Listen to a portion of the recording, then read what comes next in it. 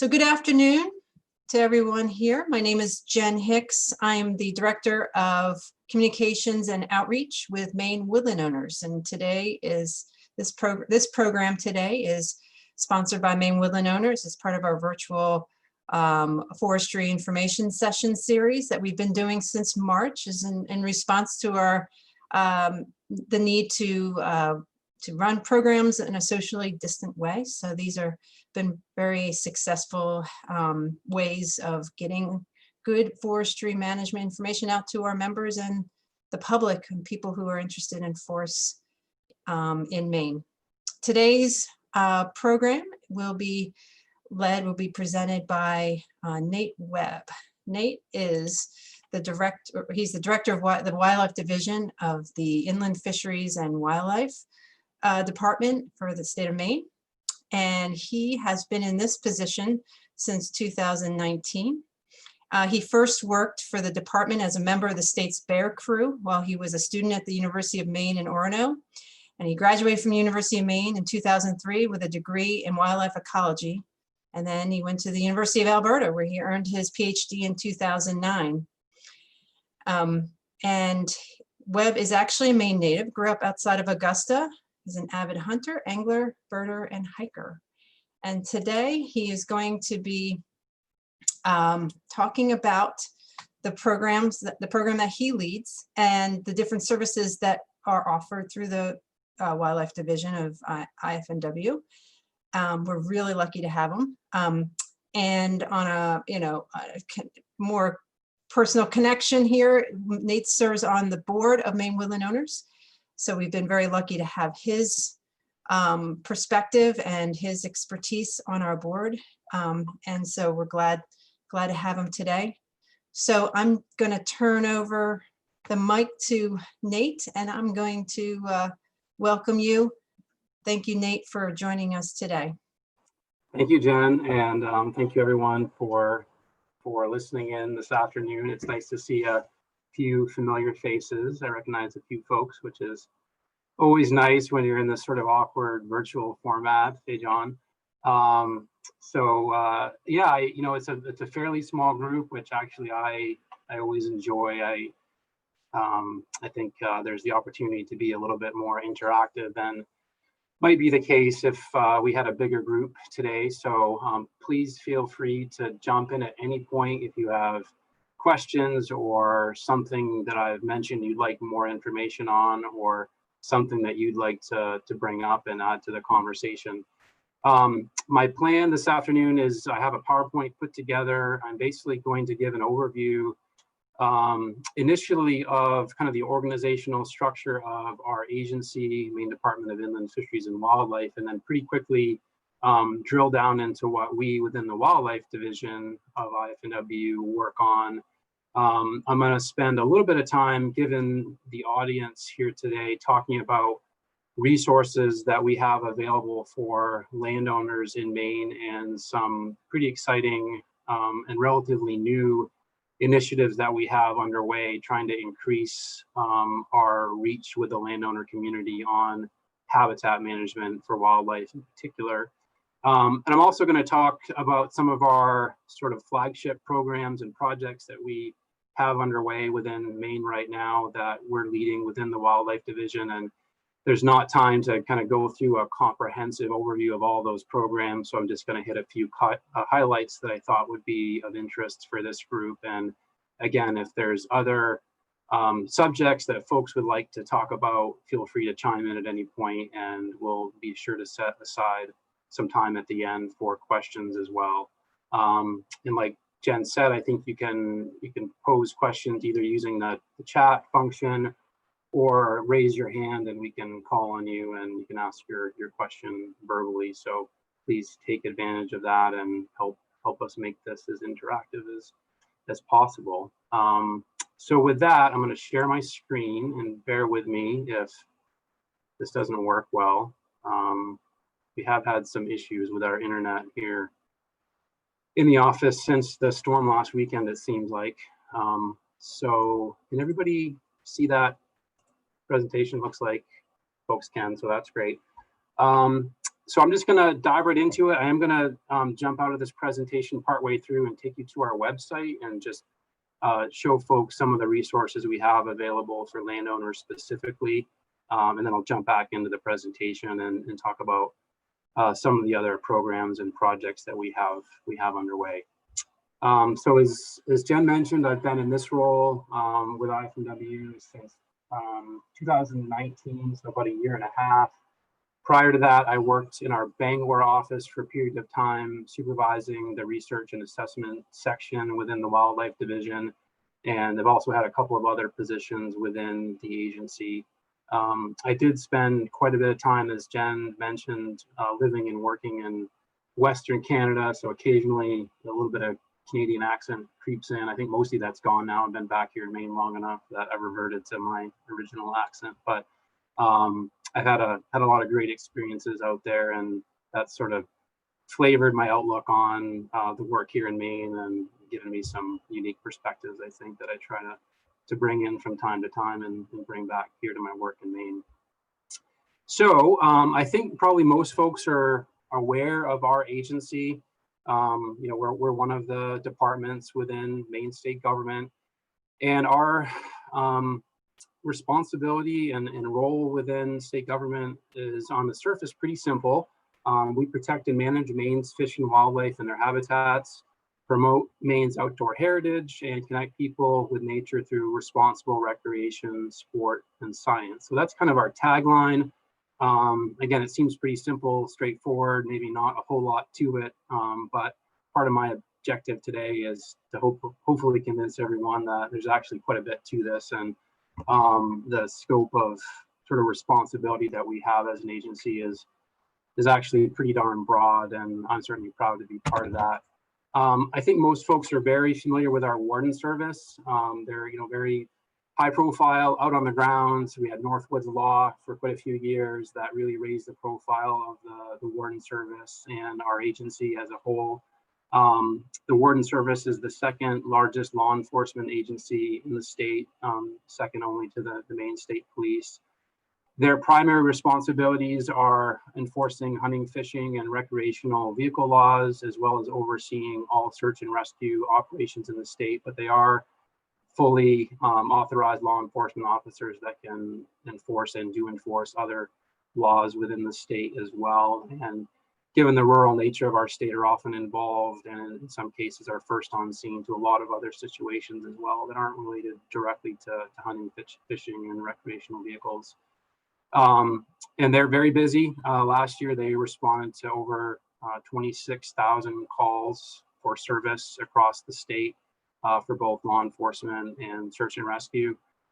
They also work very closely with my staff in the wildlife division and with our fishery staff and other parts of the department supporting various aspects of the agency's mission. So for example, the Warden Service Aviation Wing conducts fish stalking across the state using float planes. They work with us on aerial surveys for wildlife. They work very closely with us on responding to human-wildlife conflicts, and are a very integral part of what we do within the wildlife division, as well as what the other divisions within the agency do. So again, Warden Service, I think, is pretty well known to folks, but I also want to talk about some of the other parts of the agency, and we'll eventually get into the wildlife division here in a few minutes. We also have a division of public information and education, and this is a relatively small but mighty division within our department, a relatively small number of staff, but they do an amazing amount of work. They oversee all of our communication efforts, all of our traditional and digital media, our website, our social media. They develop and implement marketing and educational programs across the state, and they also oversee the Maine Wildlife Park. And Emily McCabe, who many of you may know, is the director of this division within our department. Very fortunate to have her in that role, as well as the rest of the staff. We also have a division of licensing and registration. So this is the division that you might interact with if you're purchasing a hunting license or registering a boat or a snowmobile or an ATV. They oversee the sale and administration of about 500,000 licenses every year. And they also register about 300,000 boats, snowmobiles, and ATVs annually. So close to 1 million purchases between licenses and the registrations that they do as well. And they actually generate the majority of the revenue that our agency takes in at about $23 million a year.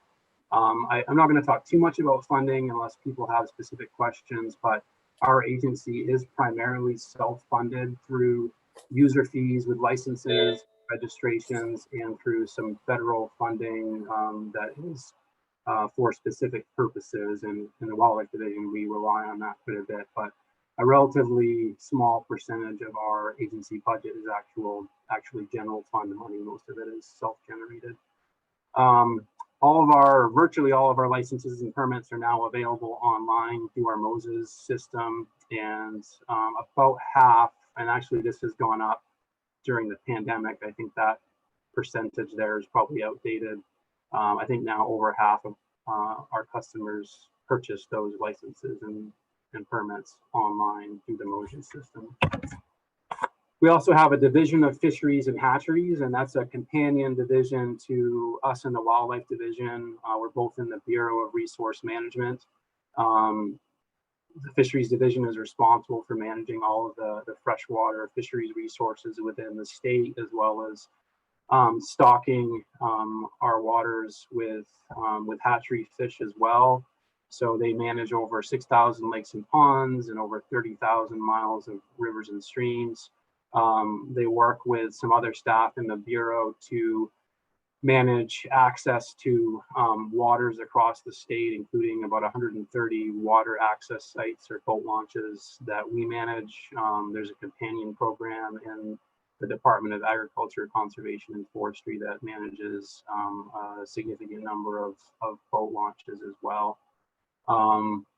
Fisheries Division operates 8 hatcheries and stock over 1 million trout and salmon annually. So huge amount of work that the staff in the Fisheries and Hatcheries Division conduct every year on our fisheries resources. And then there's the Division of Wildlife. So that's what I'm going to spend most of the rest of this afternoon talking about.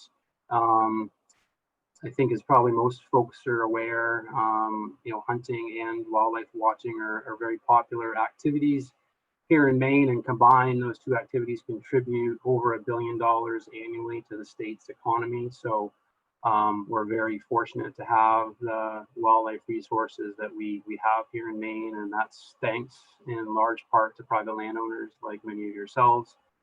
Our responsibility within the wildlife division, and this is a collaboration with other parts of the department, but we protect, conserve, and enhance Maine's wildlife, including Maine's threatened and endangered species. And I'll talk more about all this as we go through the presentation. We also protect and enhance habitat for conservation and enhancement of Maine's wildlife, and we also develop rules and work with the legislature to inform the legislative process for the effective management and wise use of Maine's wildlife.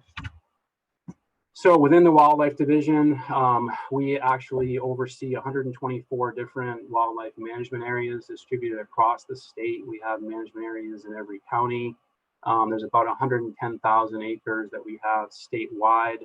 Many of those are sensitive wildlife habitats or areas that have been acquired to provide public access for hunting, fishing, wildlife viewing, those sorts of activities, particularly in southern and central Maine, where there's less opportunity at times to find places to do those activities, given the more developed nature of the landscape. We also manage over 200 seabird islands off the coast. Many of those we manage in collaboration with partners like U.S. Fish and Wildlife Service or Maine Audubon. We're responsible for managing all of Maine's non-game wildlife species, all of Maine's threatened and endangered species, as well as our game species that many folks associate with our department, things like moose and deer and bear and wild turkey. And again, in many cases, we do work with partners, certainly on our endangered and threatened species program. Whenever a species is federally listed, we work very closely with U.S. Fish and Wildlife Service on the management of those species. So what do we have responsibility for? Many folks are surprised to realize that we work on much more than just mammals and birds. We work on reptiles. There's 17 reptile species within Maine, 18 amphibian species. Again, fish falls within the fisheries division, but I didn't want to leave them off this slide because the traditional definition of wildlife does include fish, even though within our agency they're partitioned out into separate divisions for a variety of reasons that do make a lot of good sense. 61 mammal species, well over 400 bird species, and as best as we know, about 16,000 invertebrate species, all of which we have responsibility for. And you know, we don't spend a lot of time managing black flies and mosquitoes. Maybe we should, but there are a lot of at-risk invertebrate species, and I'll talk about a few of them that do require conservation attention. In some cases, those are even federally listed under the Federal Endangered Species Act. So that is actually a significant part of our work and our responsibility to work on invertebrates, which a lot of people, you know, don't realize. In terms of how we're organized within the Wildlife Division, we do have 7 administrative regions distributed across the state, and given the dispersed nature of our work and our statewide responsibility, this is how we kind of have boots on the ground across the state. It just wouldn't work for us all to work out of Augusta or out of the capital area. So we have 7 administrative regions with a headquarters in each one of those regions. In all of those regions, there are also fishery staff, and in many of them, Warden Service is co-located in those locations as well. Within wildlife, we have either 2 or 3 biologists in each region. So in the southern coastal regions, A, B, and C on the map, there's 3 wildlife biological staff. And in the 4 interior regions, there's 2 in each of those regions that, again, work full-time within the Wildlife Division. We also have a lands management program that's headquartered in our Sydney office in Region B, and they are responsible for working with the other regional staff as well as other staff within the division on management of those wildlife management areas that we manage for wildlife habitat as one of the top priorities. So these regional wildlife staff, they have very broad responsibilities. They're kind of the jacks of all trades. They really deal with everything, you know, on the ground in their region. They do a lot of surveys and monitoring for wildlife. They participate and collect data for applied studies that we're either doing within the division or working with partners, oftentimes universities, in particular the University of Maine, on different applied research programs that the regional wildlife staff help support. They also make regulatory recommendations for things like deer permit numbers, for example, or hunting season dates, things like that. They work on environmental permit review. I'll talk a little bit more about that in a couple minutes. They spend a lot of time just doing public service, you know, answering phone calls from members of the public that have a question about wildlife, have a concern, are experiencing a conflict with wildlife, looking for information on how they can manage their land for wildlife, that sort of thing. They also work on habitat management, both on our wildlife management areas that we own and oversee, as well as helping private landowners with habitat management initiatives on their own land. And again, they work on management areas and also in some cases play a role in the management of water access sites as well. So those are our regional wildlife staff. We also have our wildlife research and assessment section, and this section, there's about 24 staff in total. They're based primarily in Bangor. There's 4 groups within this section. There's a bird group, a mammal group, a habitat group, and a reptile, amphibian, and invertebrate group. Each of those groups has a leader, and then 2 to 5 staff, depending on the group. And all of those folks have statewide responsibilities.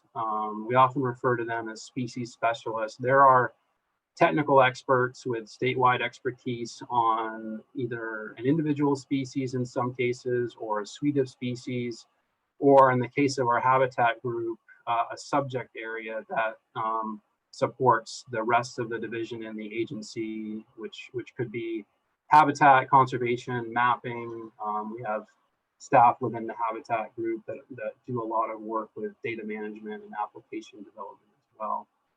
We also have an endangered and threatened species coordinator that's part of this section, and they're our sort of statewide expert on endangered and threatened species policy and regulatory issues. They work very closely with U.S. Fish and Wildlife Service on federally listed species and actually play a supporting role for some of the other state agencies that have federally listed species that aren't in the purview of IFNW. So Department of Marine Resources, for example. This group, this section, again, based primarily in Bangor, they work on a variety of things as well. Things like species planning, surveys, monitoring and status assessments, evaluating habitats, research, environmental review, and they also help inform regulations and policy and do get involved in the legislative process as well when there's bills that come up that have a nexus with their program areas. So one thing I wanted to talk about before I get into some of the details of what we kind of have underway and some of the exciting projects that we have within the Wildlife Division is I wanted to talk a little bit about human dimensions and public attitudes. And this is something that over the past few years, we have really made a concerted effort to engage in more significantly. And there's a few reasons for that. You know, really we work for the public. Our scope of responsibility obviously includes the wildlife, but really we're managing wildlife on behalf of the people of Maine. And so we can't really do that effectively without knowing what the people of Maine want. And we always work within certain sideboards that are sort of non-negotiable. We want to make sure that we're not managing wildlife species to the point that they're not sustainable or might be at risk of extirpation from Maine. And we don't want to manage wildlife populations at such high levels that they're unhealthy and there's disease concerns and other related concerns. But within those sideboards, depending on the species, there is a lot of latitude with what we can be trying to achieve with various wildlife species. And so understanding what the public wants from Maine's wildlife and their attitudes towards population levels of different species is really important, and it really drives our management. So we have a number of management plans that are directly informed by scientific public surveys of Maine residents. We have a state wildlife action plan that is focused on conservation of non-game and at-risk wildlife. A big game management plan that's focused on moose, bear, deer, and turkey. A fisheries management plan that again lives within our fisheries division.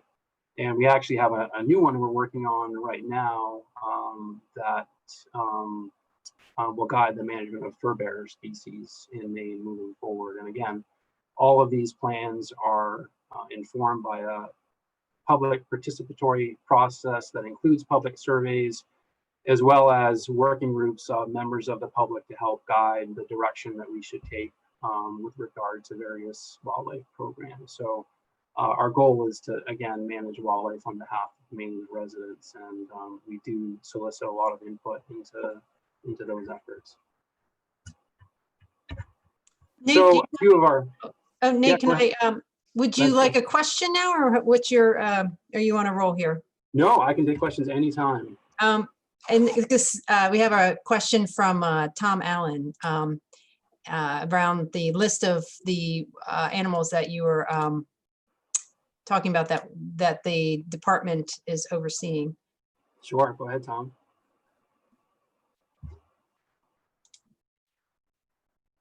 Am I unmuted? You are, you're ready. Oh, good. Well, Nate, what I'm really interested in is which species of birds and animals are most significantly at risk or otherwise affected by climate change, by rural development, or by some other factor. I'm just curious about, you know, my woodlot in Sebago is changing in a number of different ways. And I'm just curious, as for the state as a whole, which species you are most concerned about and why? That's a great question. And I'm not sure I can give a good answer to that in this format. Basically, the answer, and I'm not sure if you can see this, but we have a state wildlife action plan that I referenced a couple minutes ago, and that is a comprehensive review of the status of wildlife species and fish species as well across Maine, based on a whole series of risk factors that include things like climate change and development and other things.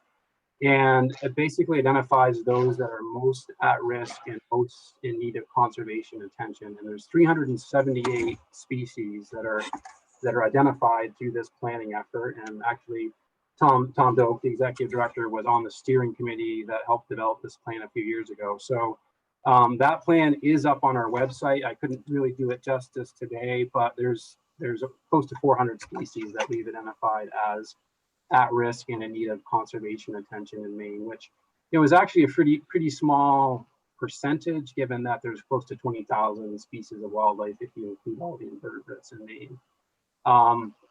I would say beyond that, looking at your property in particular, Tom, that's something that we could help you out with, but it would require kind of a personal consultation with one of our staff, and I can point you in that direction either at the end of the talk or privately afterwards.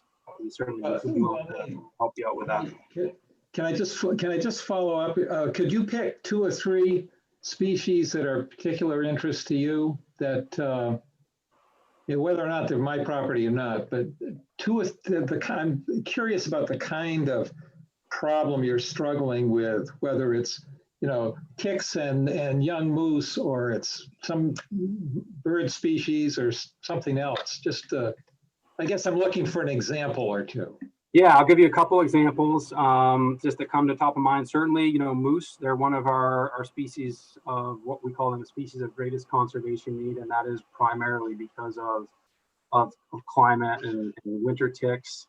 There are a number of bird species. One that comes to mind is let's say bobolinks, but there's a number of bird species that rely on grasslands for nesting, and those habitats are pretty limiting in Maine, and in many cases they're managed for agricultural purposes or for hanging, and that can be challenging for birds to complete their nesting cycle and the young to fledge before in some cases those fields are mowed for hay, for example.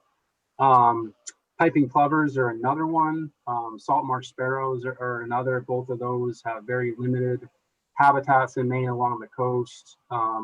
Salt marsh sparrows, those habitats are threatened by sea level rise. There's actually an initiative that's it's regional, it's multi-state that's working on that issue and species that have similar threats due to sea level rise. So those are just a small handful of examples.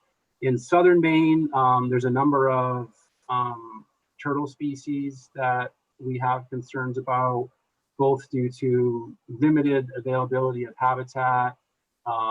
In some cases, illegal collection is an issue for some of those species. And actually vehicle mortality is an issue for some of them as well. So those are just a handful of examples. The greatest concentration of species that are at risk or in need of conservation attention in Maine are actually in the southern part of the state. There's a couple reasons for that. One is that is where the bulk of the human population lives. It's where development pressure is highest, and therefore habitats are more fragmented or at risk of conversion.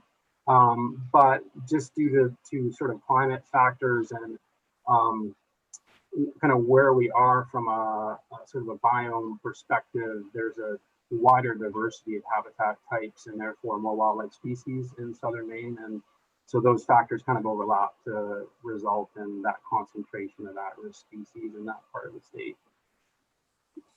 Okay, thanks. Sure. So I'll jump back into my slideshow here. A question? Yeah, sure. Go ahead. I do most of my fishing, trout fishing, just south and west of Baxter Park. Over the years, we have noticed a decline in the Hexagenia limbata, Maine's biggest mayfly.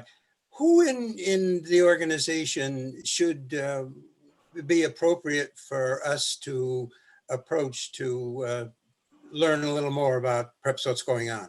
Sure. So we have, again, the reptile, amphibian, and invertebrate group based in our research and assessment section. There's 3 staff there. Philip Demenadier is the group leader, and he has an extremely and unbelievably diverse knowledge of invertebrates. Beth Swartz, which is one of his staff, does as well. But I can put you in touch with Philip, and I'm sure he'd be able to help you out. I'd appreciate that, or a telephone number. Sure. Yeah, I can do that. Maybe we can connect towards the end of the presentation. I'll make a note and pull his number up for you. Thank you. Great. Any other questions before I move on? Super. Okay, so I'm not going to go through all of these. I just wanted to kind of put up a slide showing, and this is just a small sample of some of our major projects and initiatives that we have underway. I'm going to kind of highlight a few of these as I go on, but again, this is really a small sampling of everything that we're up to within the Wildlife Division and more broadly within the department. One of the things that we spend quite a bit of time on, there's actually a whole program that isn't within the Wildlife Division specifically, it's actually within the Bureau of Resource Management because they work on fisheries issues as well. But that's environmental review. And so we work very closely with the Department of Environmental Protection on this program. They are the lead agency, the regulatory agency.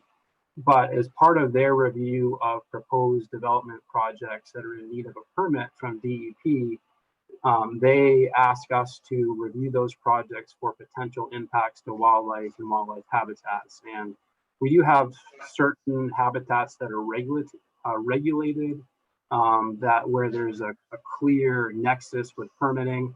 But we also provide more general feedback about potential impacts to wildlife from development projects and provide recommendations to DEP to avoid, minimize, or mitigate those impacts. So that is actually a pretty significant part of our program, and it's one of the things that we do on the ground to help conserve wildlife in their habitats. And again, we're not the lead agency. We work closely with DEP on this and have a good relationship with them for this work. We also do a lot of on-the-ground habitat management on our wildlife management areas. Again, we have about 110,000 acres scattered across the state. A lot of that is in wetlands, and we have approximately 100 dams that we own and manage water flow and waterfowl habitat and other things and on those impoundments. But we also do things like prescribed burning, and we do a pretty significant amount of timber harvest as well, all of which has providing habitat for wildlife as the primary objective. And in many cases, we're working with wildlife species that are dependent on habitats that are where management is required. So in other words, in the absence of direct management through things like prescribed burning or timber harvest, those habitats would change, advance through sterile stages, and no longer become viable for those wildlife species to exist on. So this is a big part of our work, and it is kind of nice, you know, to be able to do habitat management in our case without really having to worry too much about the financial aspect. We do have some sources of federal funding that we rely on that in some cases allow us to do some of this work that's revenue negative. So we actually, you know, spend money on the project and we spend less than we might receive in stumpage, for example, in the case of a timber harvest. So we're pretty unique in that regard. That's not an opportunity that most landowners would have. I wanted to mention, beginning with Habitat program, this is one of our flagship programs that many of you may be familiar with. It's been around for about 20 years.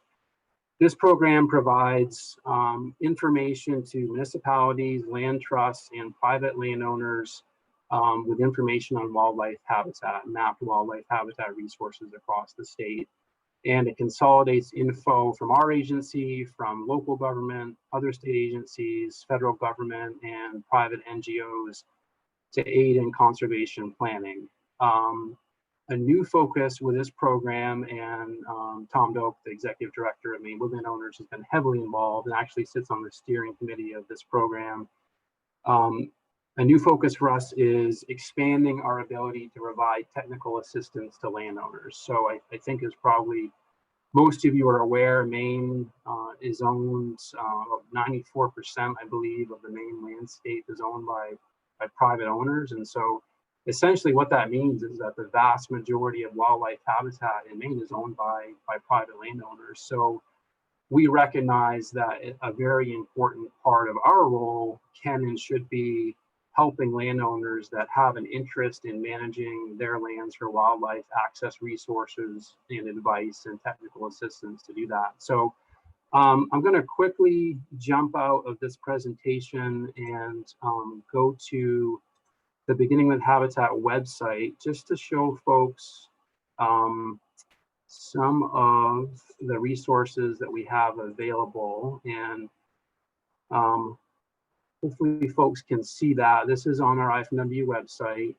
This is actually a new web page for the Beginning with Habitat program.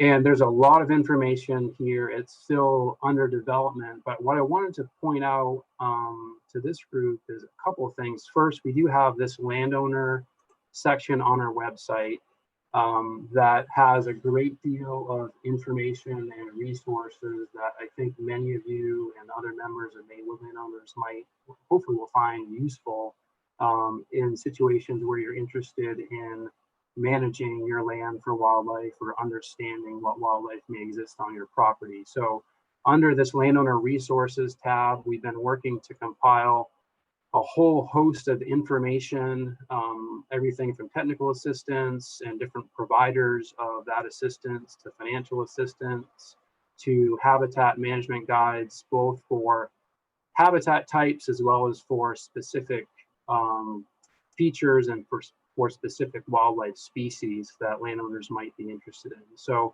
again, there's a lot of information here. We're still working to populate it, but I think this is something, and I hope this is something the landowner community finds interesting. As part of this effort to kind of expand our reach to private landowners in Maine, we also have a new position. In fact, we have a new individual in that position, Joe Roy, over here on the right, that he's so new we don't even have his photo yet, but he is working and we're very lucky to have him. And he's a private lands wildlife biologist. His sole job is to work with private landowners in Maine to provide them with technical assistance on managing their habitat or their land for wildlife. So we're pretty excited about that. It's kind of a new focus for us, or an expanded focus, and we're hopeful that it's something the landowner community in Maine will find valuable and take advantage of. So again, I just wanted to highlight that. I'm also going to take us to another page that I hope the landowner community will find useful and is probably already aware of, and that's our Outdoor Partners page. This is essentially our landowner relations program that many of you are probably aware of. This is based within Warden Service, and there's two corporals within Warden Service, Warden Rick LaFlame and Warden Dave Chabot, who are dedicated to this program. And essentially their focus is on helping private landowners resolve conflicts with land users. But they're a very good resource, and they're pretty effective at putting landowners in touch with whoever the most appropriate person is to help them with whatever problem they might be experiencing, whether that's with other members of the public that are using their land inappropriately, or in some cases, landowners may be experiencing conflicts with wildlife, and both Dave and Rick can help folks make the contacts to resolve those issues as well. So just wanted to highlight those two pages on our website as resources that we have available for landowners. So I'm going to stop sharing that. I can jump back to it later on if folks would like, and I'll go back to the presentation. Make that work.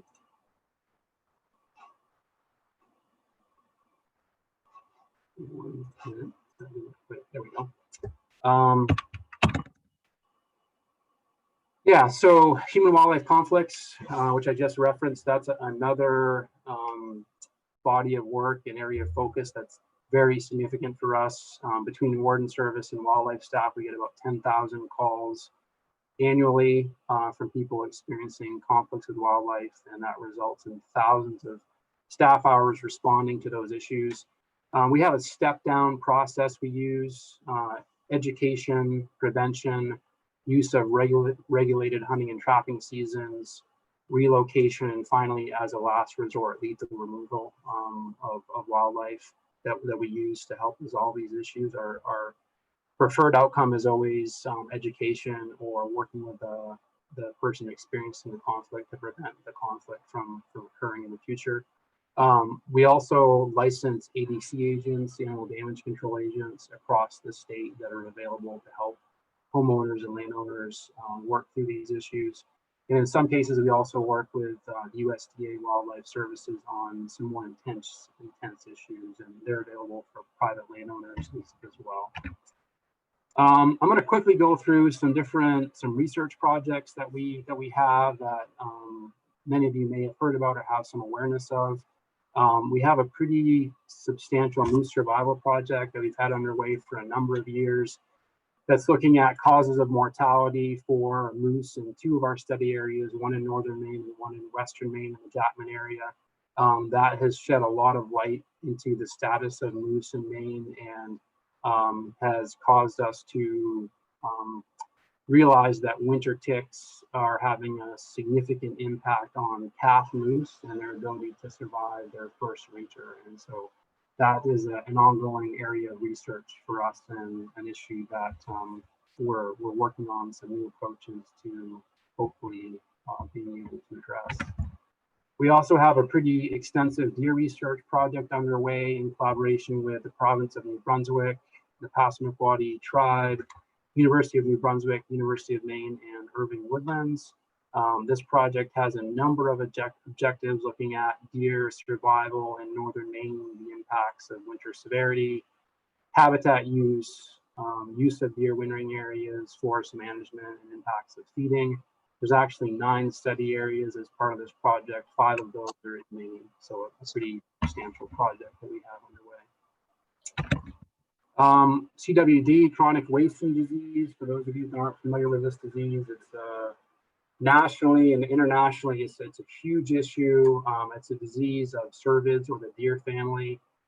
It's always fatal. There's no resistance. There's no cure. There's no test of live animals. We don't have it yet in Maine, so far as we know, but preventing the introduction of this disease into Maine is one of our top priorities. That has the potential to be devastating to our deer population, and that would cause a whole host of trickle-down effects for other wildlife as well. So this is a big priority for us. We work with some other state agencies on this program, USDA Wildlife Services, as well as the tribes as well. And there's a number of components to this work that, again, is a pretty high priority for us, and we spend quite a bit of effort working on. Bat research and monitoring. Many folks are probably aware of the dramatic population declines that bats have experienced due to the introduction of white nose syndrome. We've seen up to a 90% decline, or in some cases even larger decline with some bat species. So we have a lot of work underway across Maine, looking at bat ecology, use of hibernacula for overwintering, and just trying to get a handle on the status of bats here in Maine post white nose syndrome. So this is going to be an area of focus of our agency, probably for decades, because recovery will take a long time. Their reproductive rates are extremely low. So we're in this for the long haul with our bat populations. Wild turkeys, pretty visible species. We get a lot of comments from the public about. They're doing very well in Maine. They're abundant. They're widespread. We have an active program to adjust our management regime that is relying on actually capture and banding of male turkeys, as well as some radio telemetry, actual transmitters that we use to track turkeys. And all of that is feeding into a project at the University of Maine to help us come up with better tools to estimate turkey populations and establish hunting seasons and better manage this resource that is now quite abundant and widespread across much of the state. I wanted to spend just a couple minutes talking about wildlife monitoring and citizen science. And, you know, as I mentioned earlier, we have thousands of wildlife species in Maine, a huge scope of responsibility. And there's much more work that really needs to be done with conserving Maine's wildlife than we're able to do, you know, given limited staff capacity. So we have a number of citizen science projects that we work on, and we have hundreds and hundreds of citizen scientists that contribute information to these various initiatives. So we have one focused on bumblebees. We have the Maine Bird Atlas, which is a 5-year project distributed across the entire state that is focused on doing essentially an evaluation of the bird species that we have breeding here in Maine, as well as those that we have spending the winter here in Maine. And this was last done about 30 or 35 years ago. So we're already getting a lot of interesting information on changes since the last time this survey was done. And again, there's hundreds of volunteers that are contributing information to this project all across the state. We also have a Maine dragonfly and damselfly survey that is, again, reliant to a large degree on citizen scientists to submit records to us. Maine butterfly survey, you're probably noticing some trends here. We do a lot of these surveys with invertebrate species because it's just so challenging for us to really survey those species that can be cryptic in nature on a statewide basis. So the public is a huge resource and get a lot of great information from them. We also have volunteers working on reptile and amphibian monitoring, great blue herons, whole host of species and citizen science projects that we work with the public on. Very fortunate to have so much interest here in Maine. I wanted to start to wrap up with a couple of success stories. You know, we have a lot of challenges, and I'll talk a little bit more about some of those in a couple slides, but there's also been some real successes. One of those is piping plovers that many of you may be familiar with. This is a pretty high profile species that nests on beaches in Maine and up and down the East Coast. This species, not too long ago, really was in trouble here in Maine. We're down to 10 pairs with about 20 fledglings in 1981. And through a concerted effort, a combination of management, predator control, and proactive law enforcement, we're now up to 98 pairs in 2020 with almost 200 fledglings. And that actually exceeds our population goal. We never thought we would get to that number. We never thought we would get that high. So it's been a huge success. This is a project we work very closely with Maine Audubon on. They provide a lot of the staff support on the ground, and also work closely with the U.S. Fish and Wildlife Service because they are a federally listed species as well. And again, this work is all done on private property with landowner permission. For the most part, there's a couple beaches on state park properties, but most cases, this is happening on private land. Another success story is bald eagles. Again, sort of a similar trend here, a low of 21 pairs statewide in 1967. And through a concerted effort here in Maine and nationally, they were delisted federally in 2007, delisted in Maine in 2009. We now have breeding occurring in all counties, and our last statewide survey in 2018, we documented a minimum of 724 nesting pairs in Maine. That number actually exceeds the number of nesting pairs in the entire lower 48 when eagles were first listed. So a huge success story, and Maine has a very robust population of bald eagles now. So that one's one that we like to sort of toot our own horn a little bit about, although it's certainly a partnership effort with a lot of other folks as well, heavily involved in that success story. I'm going to start to close just with a few conservation challenges that we have here in Maine and that we spend a lot of time working on. And we touched on a lot of these already. Certainly development and habitat loss in southern Maine is a challenge. That is the part of the state where the majority of Maine people live. It's also the part of the state where most of our at-risk species happen to be. And it's where some of our most rare habitats occur. So that's something we spend a lot of time working on with some success. Climate change is certainly an issue that is pervasive across all of our work. It is a significant threat to some wildlife species and will invariably result in range shifts of species in Maine. Many species will move north, some of which may move north out of Maine, others will move into the state. And so there's some changes underway that are being driven by a changing climate. Very closely related to that are invasive species, and this includes both invasive wildlife species as well as plant species. And I know that's an issue for many woodland owners as well. Invasive plants, they alter habitat significantly, and that can have negative impacts for many wildlife species. Wildlife diseases seem to be a growing issue and concern for us. I mentioned white nose syndrome and chronic wasting disease. Those are two pretty high profile ones. Chytrid fungus, which is a fungus that affects amphibians and has caused global declines in amphibians. That's another example of a significant wildlife disease concern that is pertinent to Maine, and there's many others as well. It seems like with globalization and just just kind of the way the world works now, these diseases spread more easily globally, and they tend to make their way here into Maine with a little bit more frequency than perhaps they used to.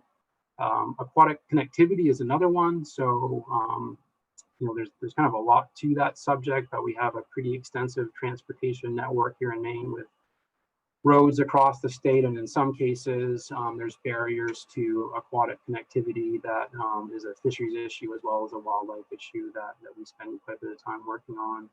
I mentioned human wildlife conflicts. That is an area of focus for us that we spend quite a bit of time on. Private lands habitat management. Again, we recognize that here in Maine, the vast majority of wildlife habitat is owned by private landowners, and so we're working to find ways to provide more support to the landowner community in cases where they're interested in managing their ownership for wildlife. And a final one I'll just mention is a stable, secure source of non-game funding. Our funding sort of situation, it's complex, I guess, to say the least, but the one area that's been challenging is that we don't have a consistent, dedicated source of funding for non-game species conservation, particularly for species other than mammals and birds. So our programs related to reptiles, amphibians, and invertebrates are really on kind of a shoestring budget, and there's just not a lot of funding available for conservation of those resources. So that is an ongoing issue for us. Another thing, and I want to just sort of close with this, that we're working on as an agency. So this isn't specific to the wildlife division, but it's certainly relevant for us, and that is making wildlife relevant to the public. There are nationwide trends with declining participation in outdoor activities, declining awareness and knowledge of wildlife, more urbanization, a more digital society, more social media, and that is resulting in more of a disconnect between people and wildlife. And there's been research time and time again that has shown that the less connection people have to wildlife, the less they care, and the less support there might be for efforts to conserve wildlife. So this is a great quote that I put up from time to time. Humans are disappearing from the outdoors at a rate that would make them top any conservationist lists of endangered species.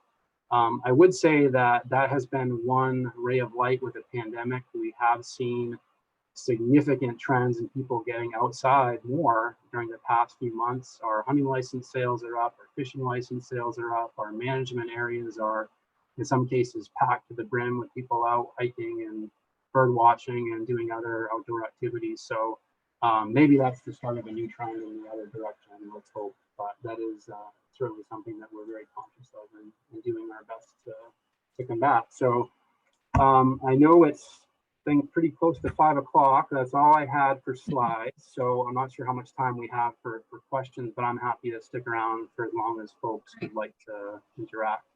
Yeah, I'm here too. So if people want to stay a little for a few extra moments, that's fine. I know I have a question from Tom Allen, and Tom, again, go ahead and you can unmute and ask your question. It's regarding a comment about the green drakes in the Katahdin area.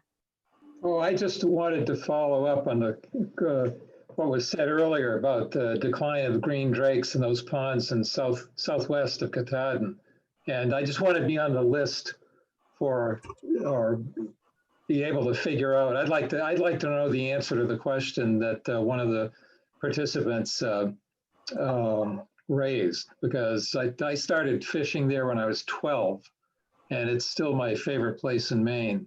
And there are fewer green drakes, and it has affected the fishing, especially on Kidney Pond. Definitely. Thanks, Tom. I mean, I have your contact information. I can certainly reach out to you directly. The other gentleman that had asked for that information, I'm not sure that the best way to connect with you. I could ask Philip to reach out to you directly if you'd like, or I can give you his number if you'd like to contact him.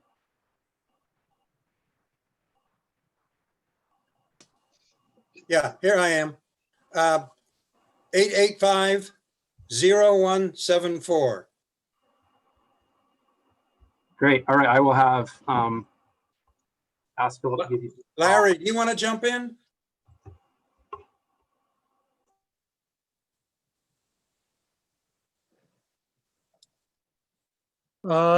Nothing special, but certainly I fish some of the same areas that you fish, Brad, and we've noticed similar kinds of things over the years. I think one of the things that I might be interested in is a mention of many citizen science types of research studies. And if there might be a citizen science project that would be associated with these sorts of invertebrates, you know, perhaps some of us who fish those areas could get involved. Great question. So I did just put a link to our landing page for citizen science projects at the department.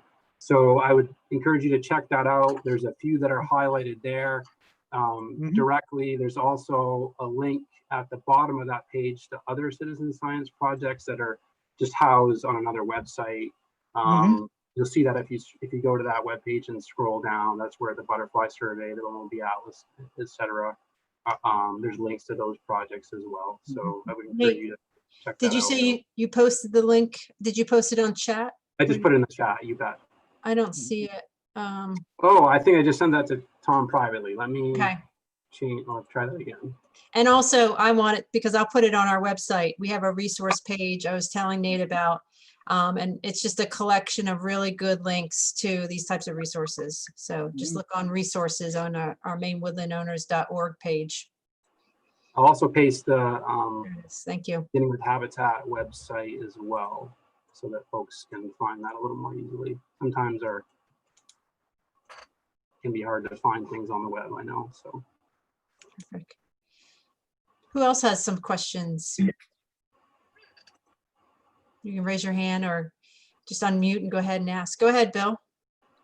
Couple questions, Nate, and it's good to see you again. First off, you didn't say anything at all about coyotes.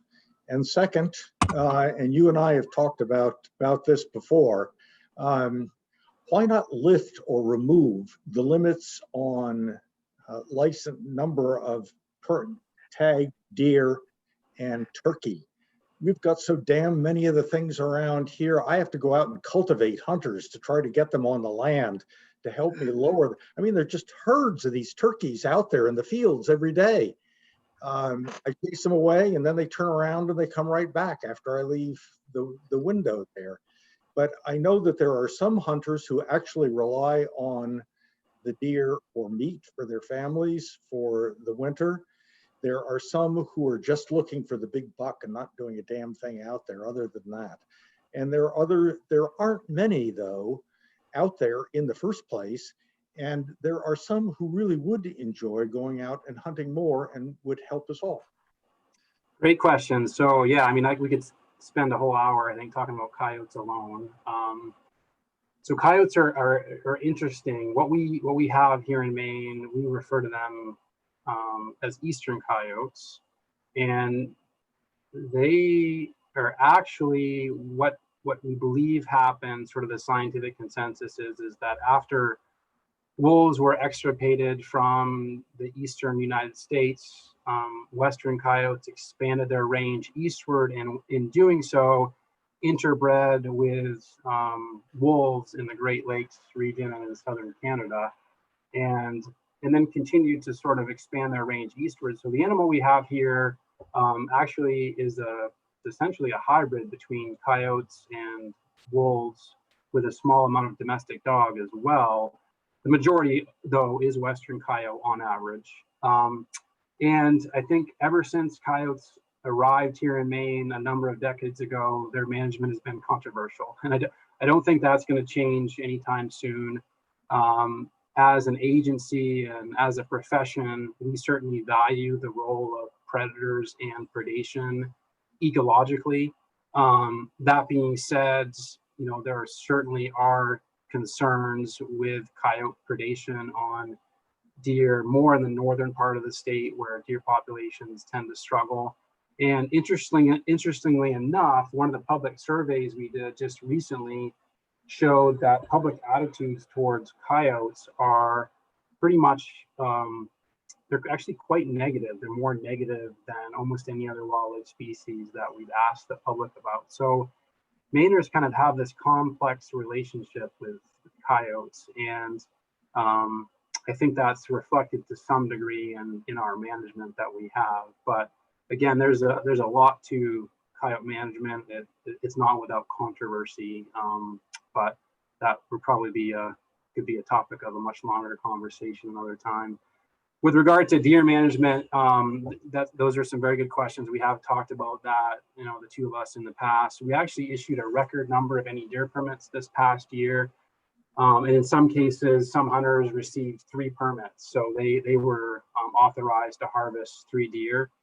What we continually find, though, is that depending on the location, it can be challenging for hunters to achieve the harvest goals that we have, that we believe are necessary to arrive at the publicly derived population goals that we have. So we manage deer typically at a fairly broad scale, the scale of the Wildlife Management District, which there's 29 in the state.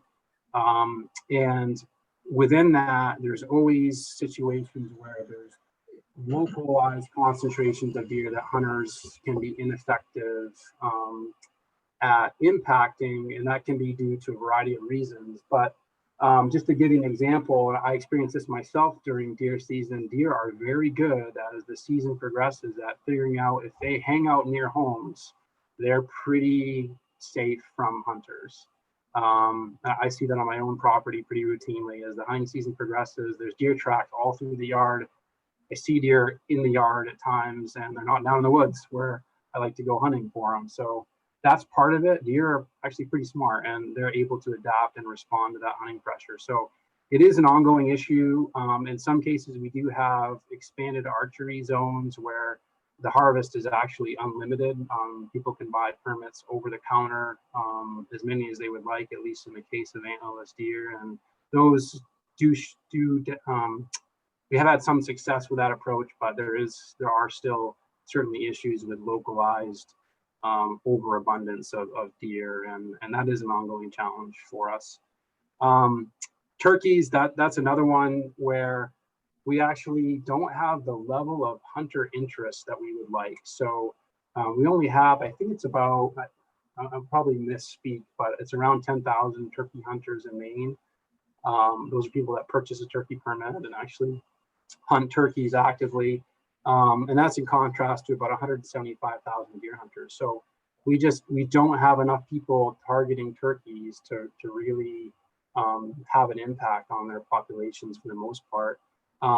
We have expanded the hunting season quite a bit the past few years. We've increased the bag limit quite a bit in the fall.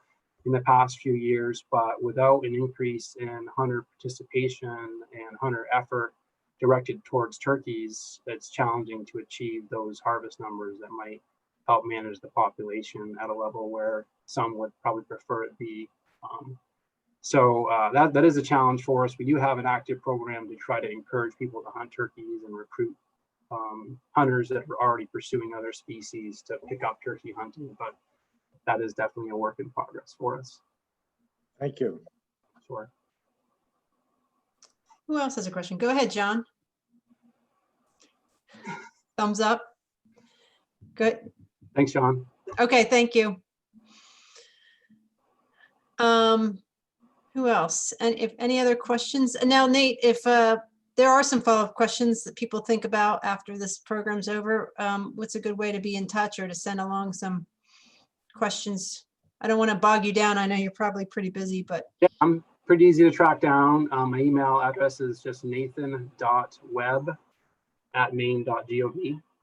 And that's up on our website as well. So that's the best way to track me down. I'd love to hear from folks. If you want to talk more or have anything that we can help you with, please feel free to reach out. and same here. You can also just email me and I can reach out to Nate. So either way, and I'm jen@mainewoodlandowners.org. Or you can send me any. I always like to offer, if people have some ideas about programs in the future, I'm all ears. I like hearing back from our members and our supporters to know what you would like to hear more about. And I'm sure we'll be bringing Nate back because you brought a very full suitcase that needs to be unpacked. I think you could take every one of those slides could be an entire program. It's pretty rich opportunities that the state's trying, and a lot of things the state's trying to do.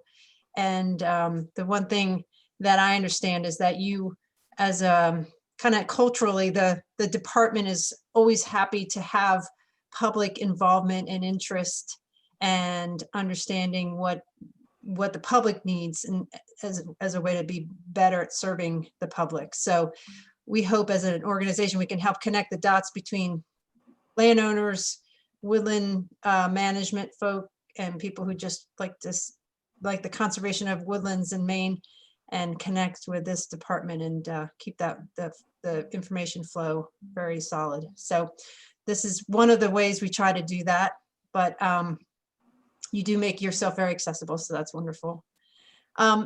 Last chance for a question. Okay, well, thanks for everybody for staying in and listening in. This is recorded, so it's going to be posted on our website. So if you know anybody who wanted to attend but couldn't, let them know that we're here.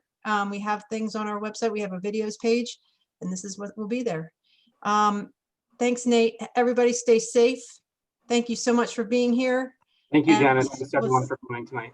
Yeah, we'll see you at the next one. We have a tools for woodland owners next Tuesday on the 15th with Steel. We have a representative from Steel, so join us for that. You'll find it on our website at mainewoodlandowners.org. Have a great night, everyone. Bye-bye.